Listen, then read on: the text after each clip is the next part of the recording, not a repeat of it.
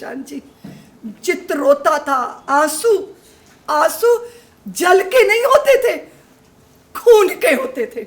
लगता था इतना बड़ा कांड, कितनी सारी स्त्रियों की सिंदूर मांग जो है सिंदूर से वंचित हो गए। तो वो जब नहीं समझा गया, और आपने सही कहा सुशांत जी, हम परायों से अपमानित नहीं है। वो घर के चिराग घर को जब आग लगाते, मेरे देश की बेटियों की छाती में जो है सलाखों से दागा गया था। भूल सकते हैं कि हम, मुझे दुख इस बात का होता है सुशांत जी, जब हमारी संतानों को इस सारी बातों से वंचित रखा जाता है तब बुरा लगता है कि मेरी छवि बना दी गई देश के अंदर। तो आप ये देखो कि कितना कष्ट हुआ। मेरे को कष्ट क्या हुआ, आज भी कल मुझे पूर्णिमा मिली, कोठारी बंधुओं की बहन, उन्होंने क्या बोला माइक पे, बोले कि दीदी माँ ने कहा था अयोध्या आओ, इसलिए हमने अपने भाइयों को, मेरी माँ ने उनके माथे पे अपने अंगूठे के रक्त का तिलक करके भेजा था। आप सोचो, आप सारे देश का आह्वान करो कि चलो अयोध्या कार सेवा, और वहां हमारे रणबांकरों के साथ, हमारे बच्चों के साथ उनको सीने पे गोलियां उतारी गई, उनके शरीरों में रेत की बोरी भर के उनको सरयू में डुबोया गया, उनका सामूहिक हत्याकांड किया गया।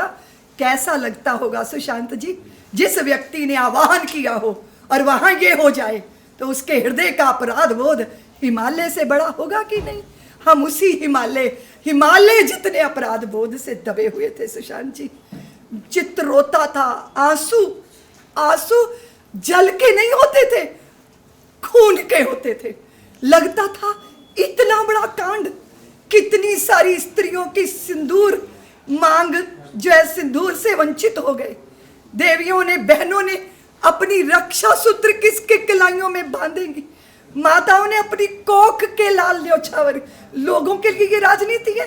राजनीति के लिए कोई अपने आप को न्योछावर नहीं करता सुशांत जी। वो राघव के रणंजय थे, वो माधव के धनंजय थे। वो 500 साल की हमारी दुर्व्यवस्था के बीच में कुछ अच्छा हो जाए, इसके लिए अपने को आहूत कर गए। बस वो अपराध बोध हृदय के अंदर, वो ऐसी वेदना थी सुशांत जी।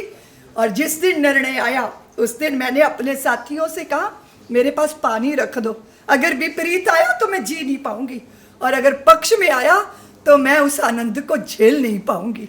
और जब वो निर्णय आया सुशांत जी, हृदय का सारा अपराध बोध लगा कि अब बलिदान सार्थक हो गया, लगा अब प्रतीक्षा सार्थक हो गई, लगा मेरे पुरखों का तप सार्थक हो गया, ये लगा कार सेवकों की जवानियां और तरुणाइयां सार्थक हो गई, क्योंकि अब हम मंदिर बना पाएंगे।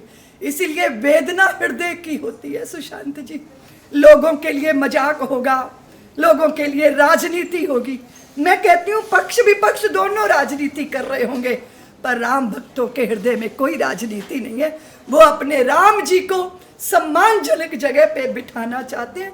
कोई अमीर आदमी भी होता है ना सुशांत जी, वो अपना बाथरूम में भी लाखों रुपया लगा देता है, भव्य घर बना के रहता है। और मेरे राम टाट में बैठे हैं, मेरे राम पराभवी युग के प्रतीक के नीचे दबे हैं, उनकी जन्मभूमि। ये वेदना, ये पीड़ा, और उस पीड़ा ने हमें कमजोर नहीं किया सुशांत जी, बलवान बना दिया। क्योंकि जब पीड़ा हिमालय जितनी बड़ी होती है, उसी में से समाधान की गंगा निकलती है।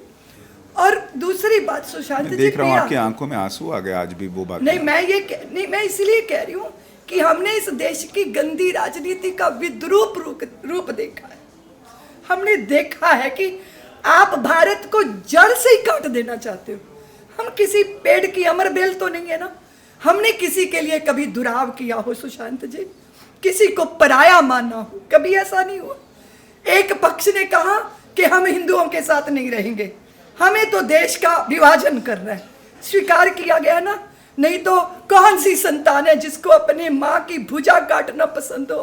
क्योंकि हम तो भारत भूमि को मिट्टी का टुकड़ा नहीं मानते, हम तो वो मेरी जगदम्बा है, चिन्मयी सत्ता है वो हमारी। लेकिन हमने ये भी स्वीकार कर लिया। लेकिन सब्र की भी सीमा होती है। वो जब नहीं समझा गया, और आपने सही कहा सुशांत जी, हम परायों से अपमानित नहीं है। वो घर के चिराग घर को जब आग लगाते तब बुरा लगता है। राम के होने का प्रमाण मांगते हैं तो अच्छा नहीं लगता। राजनीति तो बहुत बातों पे की जा सकती है ना सुशांत जी, पर आप हमारे बच्चों की लाशों पे राजनीति तो नहीं कर सकते, उन हत्थों के साथ तो ऐसा बर्ताव नहीं कर सकते। पर ये है, ये होगा, लेकिन उसके पीछे एक ही चीज है सुशांत जी, मैं आज भी समाज को कहती हूँ कि एक साथ मुट्ठी से बंधना, अपने लक्ष्य के प्रति सन्नद्ध रहना। अगर हम एक नहीं है तो हमारा सब मजाक उड़ाएंगे, हम हंसी के पात्र सदैव बनेंगे। इसलिए समाज को तय करना है, हमें अपमान झेलने हैं या हमें इज्जत के साथ सम्मान के साथ इस देश में जीना है। सुशांत जी, वो तो राम जन्मभूमि का समय था ना, उसी समय तो कश्मीर से किस तरह अपमानित करके निकाले गए थे। मेरे देश की बेटियों की छाती में जो है सलाखों से दागा गया था। भूल सकते हैं कि हम, मुझे दुख इस बात का होता है सुशांत जी, जब हमारी संतानों को इस सारी बातों से वंचित रखा जाता है तब बुरा लगता है। इसलिए बुरा लगना बहुत लगता है, अब हम इंसान ही हैं। अब लोग कहते हैं साधु होके गुस्सा क्यों आता है, साधु होके दुखी क्यों होते हो? होते हैं दुखी क्योंकि अपनी माँ को प्यार करते हैं, इज्जत करते हैं अपनी परंपरा की। और इतने लंबे काल से हमने सारा कुछ झेला, संयम रखा, क्लेश झेले, अपमान झेले। आज इस जगह आके खड़े हुए तो इस उत्सव को नहीं लोग देख पा रहे। और ये रामोत्सव नहीं है सुशांत जी, राष्ट्र का उत्सव है। 500 साल बाद खुल के जीने का अवसर आया है और राम जी नहीं आ रहे सुशांत जी। राम सबके जन जन के चित्त में। मेरे राम का राम महल बन रहा है ना सुशांत जी, मुझे मंदिर कहना अच्छा नहीं लग रहा, और राम महल बन रहा है ना, तो पत्थर पत्थर हम हैं, हम सब हैं। और जब राम जी का चिंतन करेंगे तो भाई को कचहरी में तो कभी नहीं घसीटेंगे, क्योंकि हम अग्रज की पादुका लेकर 14 वर्ष तक नंदी गांव के तपस्वी बन सकते हैं। एक बालिस्त जमीन के लिए अपने भाई को कोर्ट कचहरी की धूल चाटने को मजबूर नहीं कर सकते। जब राम के हो जाएंगे तब फिर भारत ऐसा होगा। जब राम के हो जाएंगे तो माता पिता वृद्धाश्रमों में नहीं जाएंगे। जब हम राम के हो जाएंगे तो भाई भाई का हत्यारा नहीं होगा। जब हम राम के हो जाएंगे तो स्त्री मात्र शरीर है यही नहीं देखा जाएगा। इसलिए बलात्कार हो, दुराचार हो, भ्रष्टाचार हो, ये तो तभी तक है ना जब तक हम राम के नहीं हुए। जब राममय हो जाएंगे, रामत्व भीतर आएगा, तब मेरे देश में राम राज्य। लोग आपकी वो मजबूत छवि जानते हैं, आज आपको भावुक भी देख रहे हैं क्योंकि वो पल आपने देखा है, जिया है।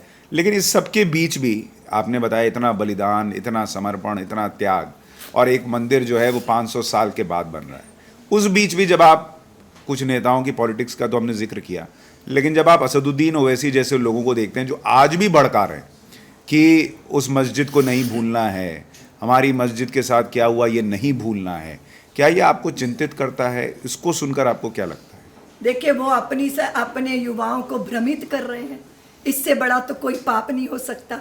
ये बताएं ना वो कि एक लुटेरा आया था जिसने राम जी का मंदिर तोड़ा था, और उस पर वो मस्जिद नहीं थी, वो एक ढांचा था उसी मलबे से बना हुआ। वहाँ वर्षों सैकड़ों सालों तक कभी नमाज नहीं की गई थी। वहाँ पे कभी भी 500 साल में उस इरादे को सफल नहीं होने दिया गया था। राम भक्तों ने कभी उस पे अपना दावा